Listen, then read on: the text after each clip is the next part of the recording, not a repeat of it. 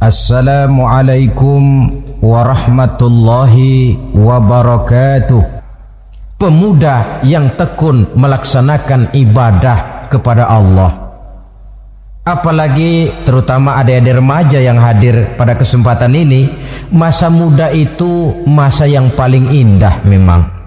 Sampai orang Kulon bilang there is not delightful memorize. Ya barat itu kan Kulon. Saya lebih senang pakai orang Kulon saja. There is not delightful memorize and then the youth moment. Bahwa tidak ada masa yang lebih indah selain masa muda.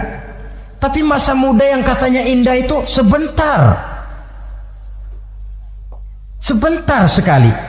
Kalau kita tidak pandai memanfaatkannya dengan sebaik-baiknya, boleh jadi dia akan hilang tanpa sesuatu yang ada artinya buat hari depan. Dan hari depan itu sebagian besar ditentukan oleh masa muda sekarang ini. Karena itu kepada yang muda saya berpesan, pergunakanlah masa muda itu dalam ketekunan beribadah kepada Allah. Ibadah dalam artian yang seluas-luasnya. Jangan seperti pepatah orang itu, kelapa muda katanya kupas-kupasin, kelapa tua tinggal batoknya. Selagi muda puas-puasin, udah tua tinggal bongkoknya. Iyalah, kalau dipuas-puasin dalam arti yang positif boleh. Mumpung masih muda puas-puasin nuntut ilmu, mumpung masih muda puas-puasin ibadah, mumpung masih muda puas-puasin berbakti kepada kedua orang tua. Puas-puasin dalam artian yang positif tentu saja bagus. Tapi kalau puas-puasin dalam arti menghambur umur untuk sesuatu yang mubazir, bergadang di pinggir-pinggir jalan, lalu mulai berkenalan dengan morfin, narkotik, ganja, terperangkap oleh budaya-budaya modern yang menyesatkan, terpancing oleh model-model baru yang kelihatannya menarik tapi sebenarnya tidak bermanfaat, entah pada akhirnya akan mendatangkan penyesalan kepada kita saja. Coba, belakangan ini saya dengar di Jakarta akan ada satu festival yang disebut Festival Ngeceng.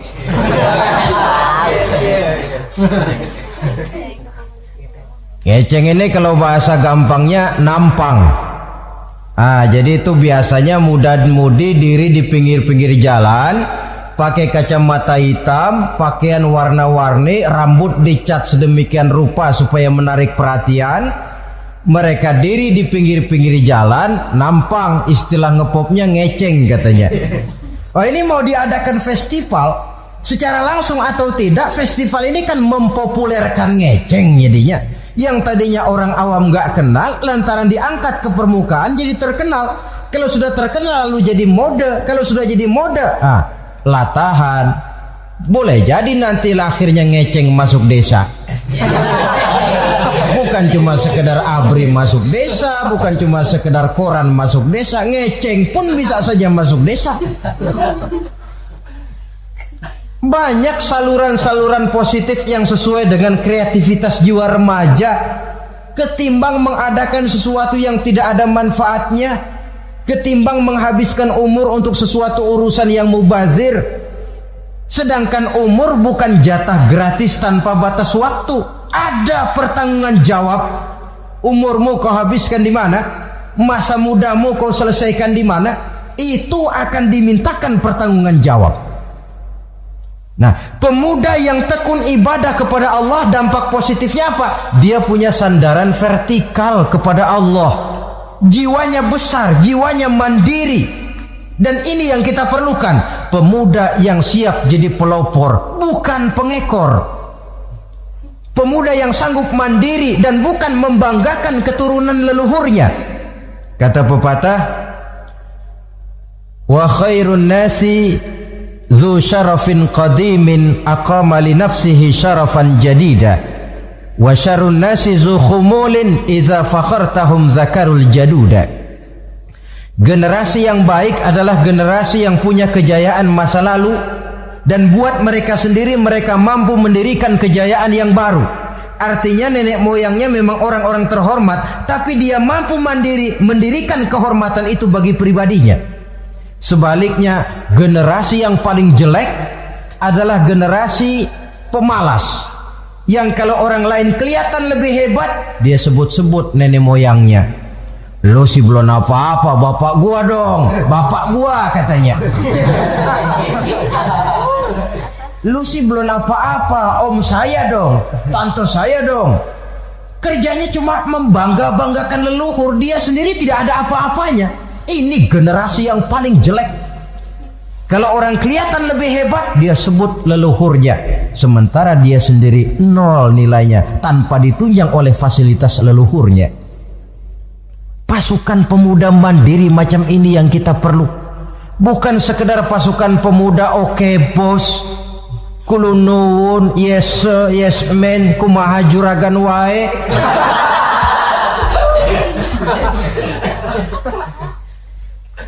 Dan terus terang kita miskin dengan pemuda yang mandiri, yang punya kepribadian, yang berani berkata ya terhadap yang benar dan berani berkata tidak terhadap yang tidak benar.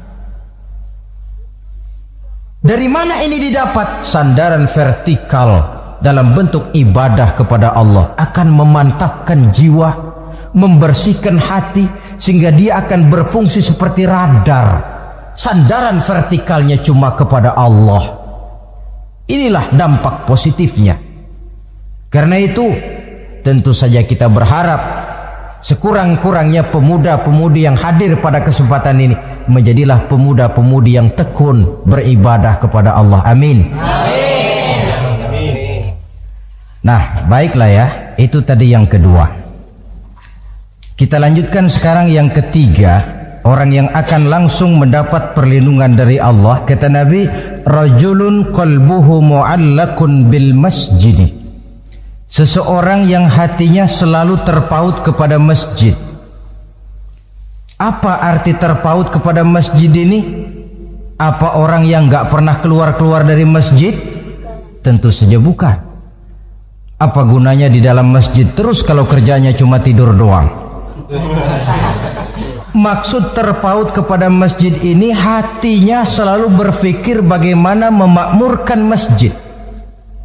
Jasadnya boleh saja ada di kantor, boleh saja ada di pasar, boleh ada di sawah, boleh ada di ladang, tetapi hasil daripada usahanya dia lalu berpikir bagaimana memakmurkan masjid. Sebab apa? Masjid merupakan center of activity, pusat daripada kegiatan umat. Kalau kita lihat fungsi masjid di zaman Rasul, di masjid beliau berdakwah, di masjid beliau mengatur negara, di masjid beliau mengadakan perundingan, di masjid beliau bermusyawarah dengan para sahabat. Pusat daripada kegiatan umat. Dan memakmurkan masjid ini dasarnya tidak lain karena iman kepada Allah. Prinsipnya bagaimana kita menghidupkan masjid dan bukan mencari hidup di masjid. Kalau sudah prinsipnya dibalik, bukan menghidupkan masjid tetapi mencari hidup di masjid, saya khawatir masjid akan ambruk. Nyatanya kadang-kadang masjid kita ini fungsinya belum maksimal. Kadang-kadang ada kok masjid yang bukanya cuma seminggu sekali. Jumat pagi jam 9 masjid buka, Jumat jam 2 tutup, buka-buka lagi Jumat depan. Seminggu sekali. Kelemahan lainnya manajemen masjid, terus terang sajalah kita bicara. Kadang-kadang pengelolaannya ketua masjid bapaknya, khatib mantunya, sekretaris ponakannya, imam Bilal cucunya. Gak ada orang lainnya. Ya kalau bagus kepengurusannya tidak apalah. Tapi kadang-kadang kelemahannya ialah bagaimana menciptakan manajemen masjid yang baik sehingga masjid bisa berfungsi sebagaimana fungsinya di zaman Rasulullah sallallahu alaihi wasallam. Apalagi belakangan ini ada kecenderungan yang membuat kita optimis, gembira. Remaja, pemuda, pemudi mulai gemar datang ke masjid, berkumpul membentuk remaja masjid, remaja musola, mengadakan kegiatan majelis taklim, yang mingguan, yang bulanan, aksi sosial, yang semuanya bermuara dari kehidupan masjid. Sesuatu yang menggembirakan. Dan sudah sepatutnya para pengelola masjid membuka pintu untuk bisa mengatur masjid menurut manajemen yang diharapkan oleh umat. Karena bagaimanapun di masjid dua jalur komunikasi, bahasa kerennya two-way traffic communication, itu bisa kita laksanakan, yaitu hablum minallah wa hablum minan nas. Berhubungan kepada Allah dan berhubungan kepada sesama manusia bisa terlaksana di masjid. Berhubungan dengan Allah jelas saja lewat sholat misalnya. Berhubungan dengan sesama manusia jelas saja lewat musyawarah, lewat majelis taklim, lewat kegiatan-kegiatan yang mensyiarkan agama. Dan begitu selanjutnya.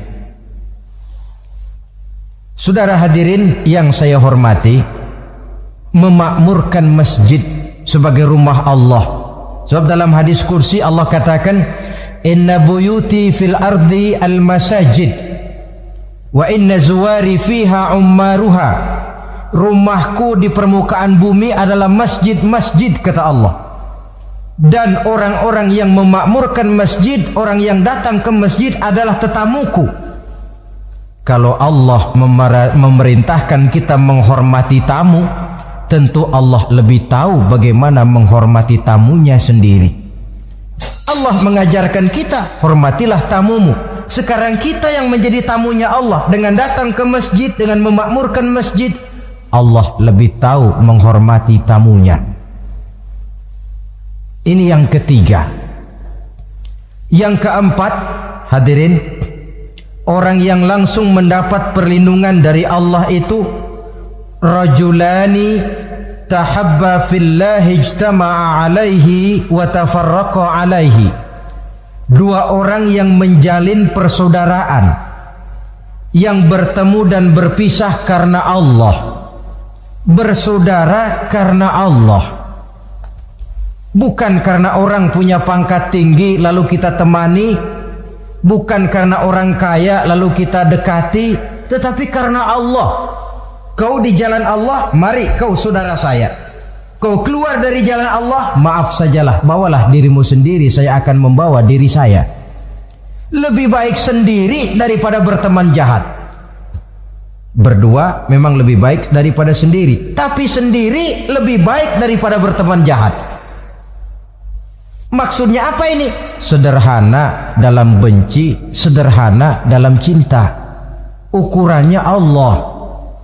Al-Quran mengisyaratkan, wa asa an tuhibbu syai'an wa huwa syarrul lakum wa asa an takrahu syai'an wa huwa khairul lakum.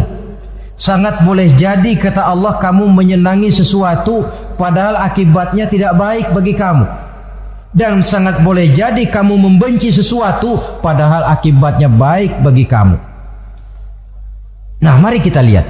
Kalau orang bersaudara cuma karena temannya itu punya pangkat tinggi, saya yakin kalau temannya pensiun, persaudaraannya akan selesai sampai di situ. Kalau kita mencari teman cuma karena dia kaya, satu saat dia jatuh bangkrut, jatuh miskin, persaudaraan akan selesai sampai di situ. Tapi kalau karena Allah yang bisa memisahkan kita apabila orang sudah keluar dari jalur yang diridhoi oleh Allah Subhanahu wa taala. Oleh karena itu, kepada semua hadirin, mari menjalin persaudaraan dalam bentuk ideal yang diajarkan oleh Islam, nilai persaudaraan yang diikat oleh akidah. Kalaupun harus benci, bencilah sederhana, tidak habis-habisan ngebenci orang. Kalaupun harus cinta, cintalah sederhana. Boleh jadi yang hari ini kita benci bukan main, besok kita senangi. Mungkin yang hari ini kita cintai mati-matian, besok sudah berubah menjadi yang kita benci. Sederhana saja, tidak usah berlebih-lebihan.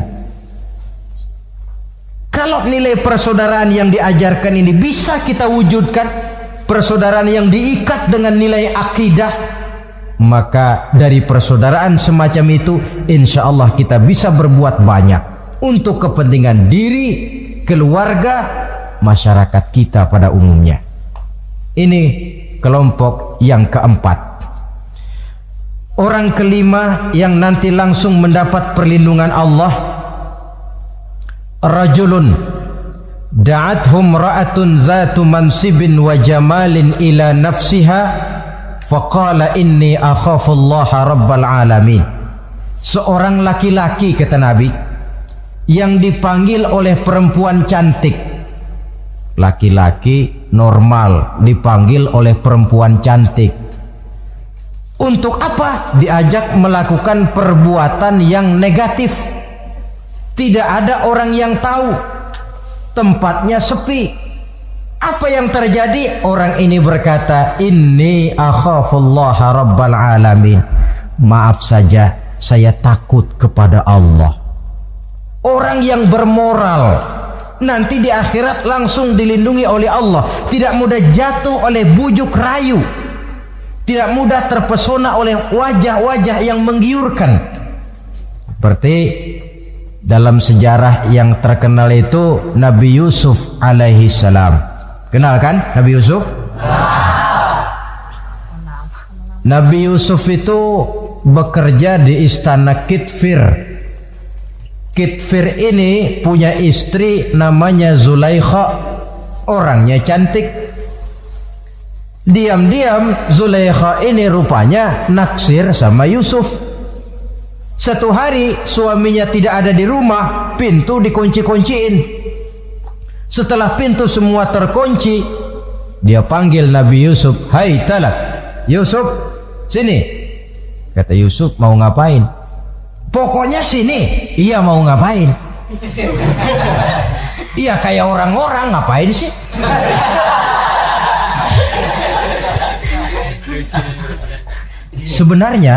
Sebenarnya ini Zulaikha senang kepada Yusuf, Yusuf pun demikian. Walaqad hammat bihi wa hamma biha. Zulaikha menyenangi Yusuf, Yusuf pun menyenangi Zulaikha. Tapi apa? Walaula an ra'a burhana rabbih. Andai kata Yusuf tidak melihat peringatan Tuhannya, letter S. Yusuf, ini bukan pekarangan ente, dilarang parkir di sini. Sehingga walaupun tidak ada yang tahu, tidak ada yang melihat, Nabi Yusuf selamat dari bujuk rayu Zulaikha. Mempertahankan nilai-nilai moral di tengah kemajuan zaman memang merupakan pekerjaan yang tidak ringan. Merupakan pekerjaan yang sangat berat. Akan ada saja cobaan, akan ada saja gangguan yang kita temui di sepanjang perjalanan hidup ini. Tapi sebaliknya, kalau orang sudah tidak lagi menjunjung moral yang tinggi, lalu hidup menurut selera sendiri-sendiri, ya kita lihatlah lahirnya kebudayaan kumpul kebo yang diawali dengan free sex yang mengarah kepada Samenleben alias hidup bersama tanpa nikah. Memang sebabnya boleh jadi macam-macam. Mungkin karena broken home, nggak merasa diperhatikan di rumah, ibu bapak sibuk lalu anak mencari kesibukan sendiri. Mungkin karena tekanan ekonomi dalam kehidupan miskin, lalu ada yang menawarkan kerjaan, tidak taunya malah dilemparkan ke lembah hitam. Mungkin juga karena pengaruh pergaulan dari lingkungan baik-baik lalu berteman dengan yang tidak baik, hanyut ditelan arus pergaulan. Mungkin juga pengaruh kebudayaan yang dia tonton, buku yang dia baca, film yang dia lihat, ikut mewarnai dan membentuk kepribadiannya. Tapi apapun alasannya, satu hal yang jelas, semuanya berangkat dari rapuhnya pegangan orang kepada nilai-nilai agama. Sebab sumber nilai moral yang tertinggi tidak lain agama adanya. Intinya apa? Intinya tidak lain, orang yang beragama itu meyakini bahwa kemanapun dia pergi, dimanapun dia berada, Allah selalu melihat yang dia lakukan. An ta'budallaha ka'annaka tarahu fa illam takun tarahu fa innahu yaraka. Begitu yang kita pelajari dalam ihsan. Engkau beribadah kepada Allah seolah-olah kau lihat Allah. Kalaupun Allah tidak kau lihat, yakinlah Allah melihatmu. Jadi kalau saya sendiri, yang kedua itu Allah. dibujuk rayu oleh cewek cakep, ayo dah bang, nggak ada orang, kita cuman berdua. Dia bilang enggak, kita nggak berdua, bertiga. Berdua bang, bertiga. Yang ketiga siapa? Lu, gue, Allah, tiga.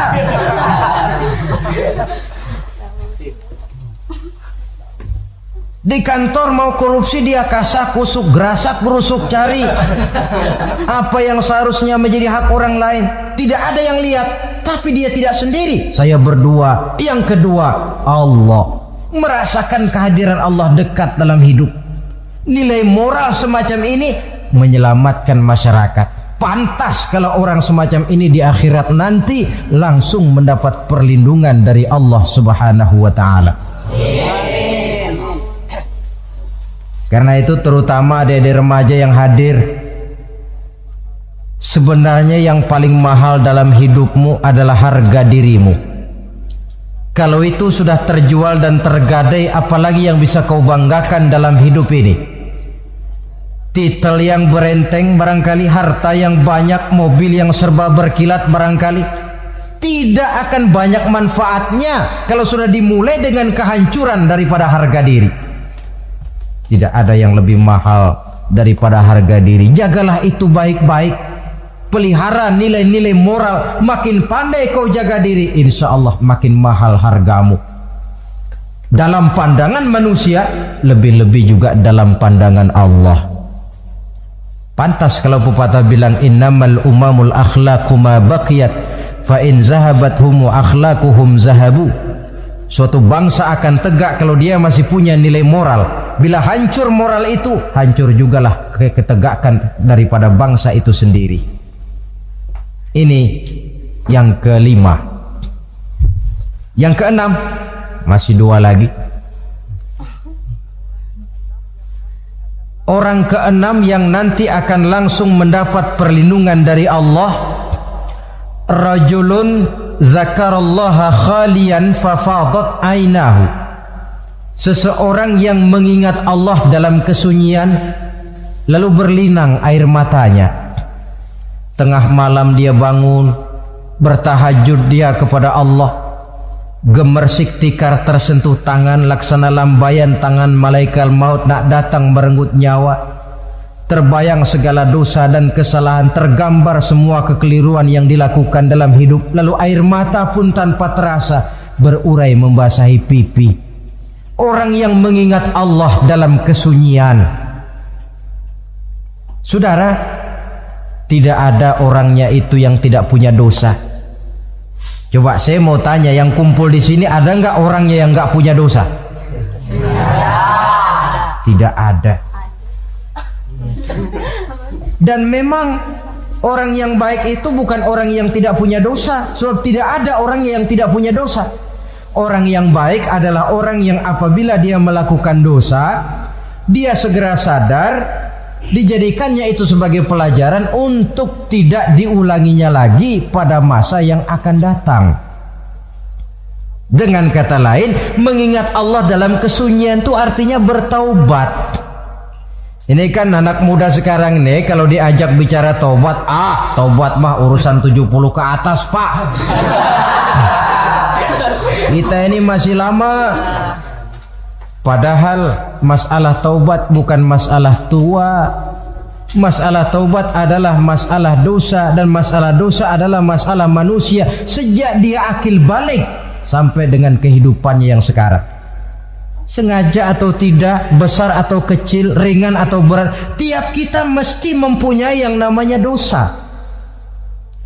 Allah Maha penerima taubat sepanjang nafas belum sampai di kerongkongan. Jikalau nafas sudah sampai di tenggorokan, baru kita mau melaksanakan yang namanya taubat. Kasihlah itu.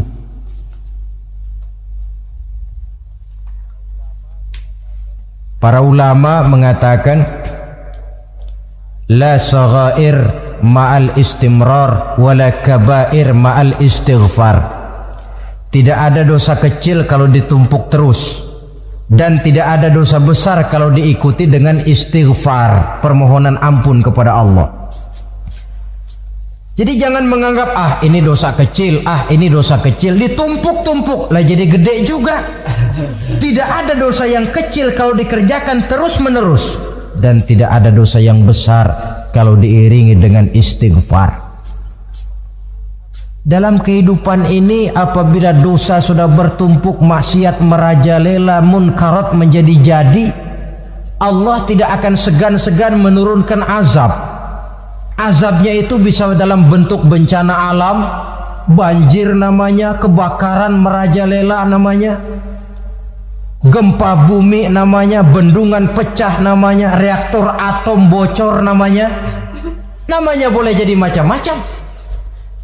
Sebab apa? Al-Quran memberikan jaminan, wa ma kana Allahu liyu'adzibahum wa hum yastaghfirun. Allah tidak akan menurunkan azab selama di tengah masyarakat manusia masih banyak orang yang istighfar kepada Allah. Jadi hakikatnya kita ini berhutang jasa kepada orang yang rajin sujud, rajin mohon ampun kepada Allah. Lantaran mereka barangkali azab tidak diturunkan oleh Allah kalau melihat banyaknya sudah munkarat dan maksiat. Mengingat Allah dalam kesunyian, tengah malam, waktu yang mustajabah, terutama sepertiga malam yang akhir, situasinya lain. Gak percaya boleh coba lah, nyoba kan gak bayar.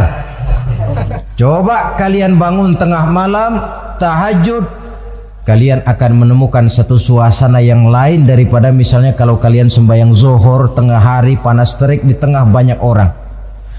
Hati bergetar, segala kekeliruan yang pernah kita kerjakan lalu terbayang, dan air mata tanpa terasa, tanpa diundang bahkan berurai membasahi pipi. Ya Allah, alangkah nikmatnya suasana macam itu, menciptakan perasaan dekat dengan Allah, terwujud kedamaian batin. Dan ini yang banyak dicari orang sekarang, yang kadang-kadang karena terlalu ingin mencari kedamaian lalu keliru jalan, yang bertapa di goa-goa katanya nyepi dari kehidupan manusia, memencilkan diri dengan cara-cara yang mereka atur sendiri. Tidak macam itu. Quran punya resep. Ala inna bi dzikrillahi tatmainnul qulub. Ketahuilah dengan banyak mengingat Allah, hati menjadi tenang, jiwa menjadi lapang, pikiran menjadi damai. Ini resep Islam untuk mencapai ketenangan jiwa. Mengingat Allah dalam kesunyian. Saudara hadirin yang saya hormati, ini aspek daripada ibadah. Jadi dengan kata lain, masalah mengingat Allah dalam kesunyian, mengingat dosa bukan urusan orang tua, tapi masalah manusia. Siapapun adanya, sejak dia akil balik, mesti entah kecil besar, entah sedikit entah banyak, ada kesalahan yang dilakukannya. Karena itu, kalau kita masih diberikan kesempatan untuk hidup, artinya Allah masih memberikan kesempatan kepada kita untuk memperbaiki diri.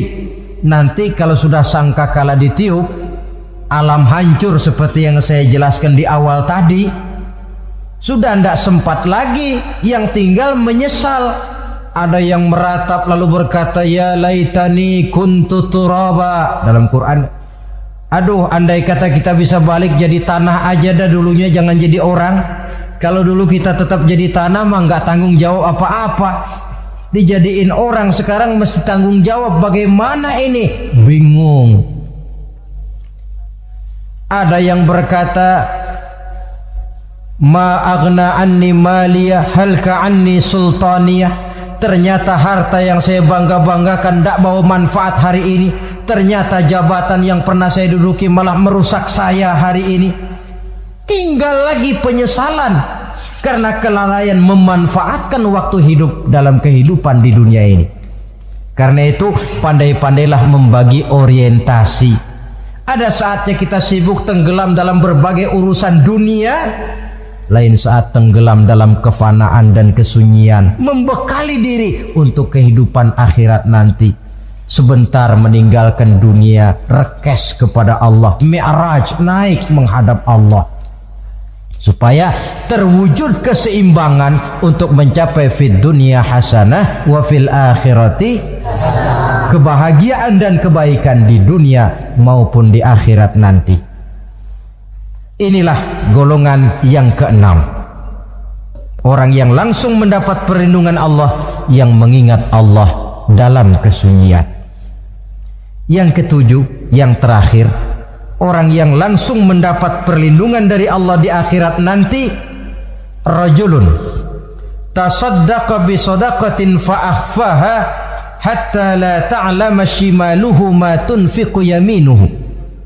Seseorang yang bersedekah, lalu dia ikhlas dengan sedekahnya sehingga tangan kirinya tidak tahu apa yang diberikan oleh tangan kanannya. Orang yang pemurah, orang yang menyadari bahwa apapun yang dia punya dalam hidup ini cuma sekedar titipan. Fungsinya lalu seperti keran, menyimpan air tapi untuk disalurkan lagi kepada orang yang memang memerlukannya. Alangkah nikmatnya kalau Allah memberikan kepercayaan kepada kita untuk menjadi penyalur, distributor rezeki. Kalau kita ingat kemari, berpikir ke sini, kita tidak akan sayang lagi. Enak saja yang peras keringat banting tulang cari rezeki saya, sampean datang-datang mau minta. Lah, mungkin rezeki dia tapi lewat tangan kita. Satu kehormatan dari Allah kalau kita dijadikan seperti keran, menyimpan air tapi tidak untuk dirinya sendiri, disalurkannya kepada orang-orang yang memang memerlukannya. Tidak ada orang jatuh bangkrut lantaran bersikap pemurah, dan tidak ada orang jadi kaya raya lantaran dia bakhil atau pelit bin kikir alias medit.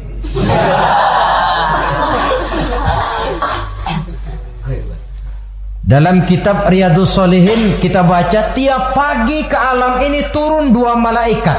Cuma kita nggak tahu. Dua-duanya berdoa, yang sebelah kanan berdoa, yang sebelah kiri berdoa. Kata yang sebelah kanan doanya tiap pagi ini. Kata yang malaikat yang satu dia berdoa, Allahumma a'ti munfiqan khalafa. Ya Allah, kepada orang-orang yang suka infak, kepada orang-orang yang suka memberi, kepada orang-orang yang pemurah, gantilah mereka dengan yang lebih baik dari apa yang telah mereka berikan. Lalu malaikat yang satu berdoa, Allahumma a'ti mumsikan talafa.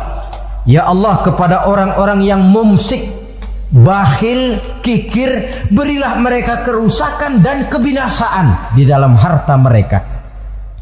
Maka lihat sajalah, orang kaya tapi pelit, ada saja jalan yang kira-kira duitnya bakalan jadi keluar dan gak ada pahalanya. Apa kena musibah lalu berobat sekian juta, apa kemalingan, apa ditipu orang, ada saja cara duitnya keluar yang gak ada pahalanya. Inilah prinsipnya Allah mencintai orang pemurah. Dalam hadis kursi, uhibbu ahlas sakha wa hubbi lil faqiri sakhi asyad. Aku cinta kepada orang yang pemurah, tapi aku lebih cinta kepada orang miskin yang pemurah. Orang kaya pemurah Allah cinta, orang miskin pemurah Allah lebih cinta. Kenapa? Nilainya lain. Orang kaya sedekah 500, orang miskin sedekah 500, sama 500-nya, tapi saya yakin pahalanya lebih besar buat si miskin. Kenapa? Buat orang kaya 500 apa artinya? Sekelebatan.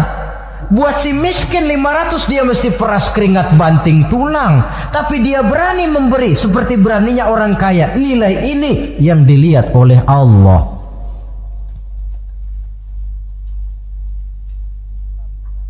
Islam mengakui hak milik pribadi, tapi harus berfungsi sosial. Di dalam harta yang kita miliki itu ada haknya masjid, ada haknya yatim, ada haknya madrasah. Dan Allah Subhanahu wa ta'ala bisa, saya katakan di awal tadi, merubah nikmat menjadi azab kalau kita tidak pandai mensyukurinya. Bersyukur kalau diberikan harta artinya mempergunakan harta itu sesuai dengan kehendak yang memberinya. Allah memberikan harta kepada kita. Apa yang Allah kehendaki? Supaya harta itu berfungsi sosial. Milik pribadi silahkan, tapi berfungsi sosial dalam kehidupan. Kita terus terang saja, umat Islam ini bukan tidak punya potensi, tapi tidak pandai menginventarisir potensi. Apa tidak ada orang Islam yang kaya? Banyak. Yang belum banyak yang mau berbuat atas nama dan untuk kepentingan agamanya. Kalau buat pribadinya, berani bukan main. Itulah yang sering diungkapkan orang, pembangunan pesantren terlunta, ya, asrama yatim piatu tidak terurus. Ada orang membangun masjid, meletakkan batu pertama sekaligus jadi batu terakhir.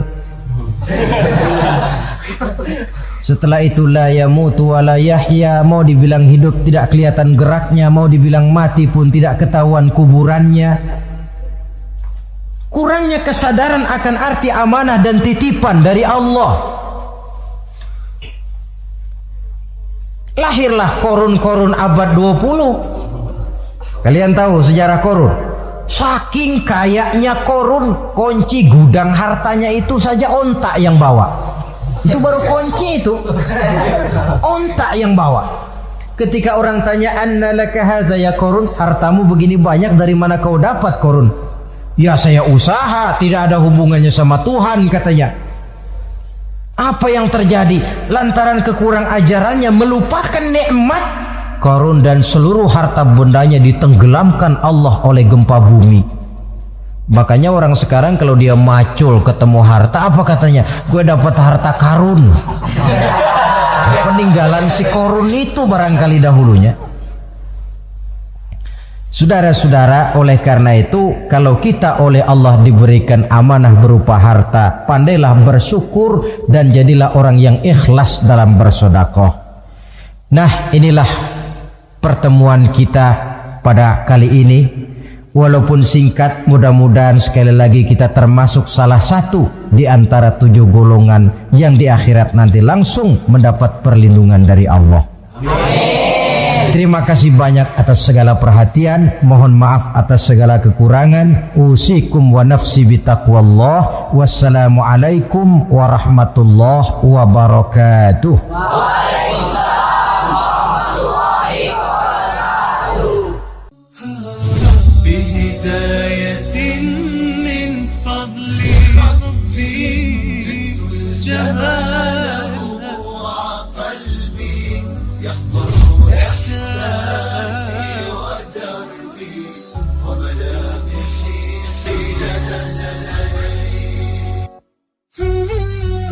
No